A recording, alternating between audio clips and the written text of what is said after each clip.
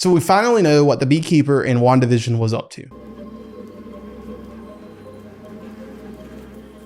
Today we are reviewing David Ayer's The Beekeeper. Need your attention, please. And do I know why Jason Statham was a beekeeper in this movie? Absolutely, I do not. Do I care that I don't know? Absolutely, I do not. Did I like this movie? I did. Was this the worst movie I'm probably going to see all year? Absolutely. Let's get into it.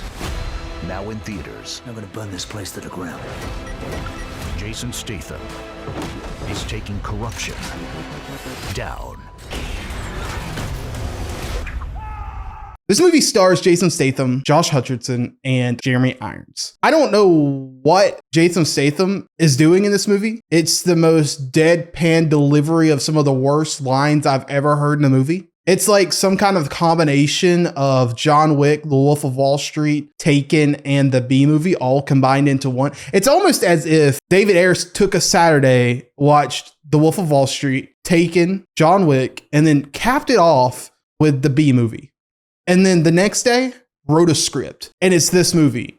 And you were probably like, Matt, there's no way that movie would work. And you're absolutely right. But also, it's almost like a car accident you just can't take your eyes off of in the best way possible. Like, I did not expect to like this movie. I like David Ayer a lot. I think Fury, End of Watch, and bits of Suicide Squad, maybe not all of it. I hate Suicide Squad, but there's bits of it that I really like. The concept of it, the initial trailer of that movie I really liked. And so I had some hope for this movie. A movie called The Beekeeper, starring Jason Statham. A revenge movie called The Beekeeper. Yeah. And I was surprised. Like, this movie feels like it's out of the 90s.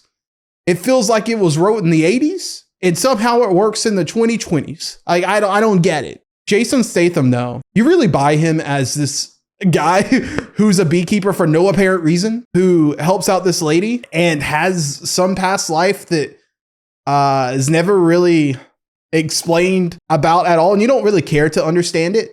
You just buy in and you're like, yo, I would buy his honey. And then the movie just kind of kicks off with this lady who he is helping out and living with. She gets scammed online. She gets one of these pop-ups that's like, yo, your hard drive's about to break. Call this number. You know the rest, and the rest is history. After that, she commits. Jason Statham finds out, and he goes to the beehive. He pulls out this phone, and he calls this person, and the movie ensues. And it's about as crazy as you think it could be. Like, your imagination can figure it out. It's insane. Speaking of insane, Josh Hutcherson. Oh my goodness. I didn't know this. I'm not convinced this kid was acting, but he was absolutely the most captivating type of manic I've seen on screen in a little while. He had this like tech bro personality that would like hit you up in the Instagram DMs and try to sell you NFTs, and you just bought it. He was, I don't want to discredit him by saying like discount Jordan Belfort, because there was other characters in this movie that felt that way, but he was somewhere in the middle, but in a very interesting, I want to see more of this character way. Speaking of the sneaking in your DMs and selling you NFTs, there's an element of this movie that feels like it's out of the Wolf of Wall Street, in the sense that it feels like they're trying to portray it as this underground scamming company that is very much in the public, owned by a company that's very much in the public. It would work in any other movie, but it works in this movie somehow. Because of that reason, I like this movie a lot. I really like the movie. There was parts of this movie that took itself too seriously, but a good majority of this movie understood how silly it was. And because of that, I thought it was great. Now let's talk about Jeremy Irons.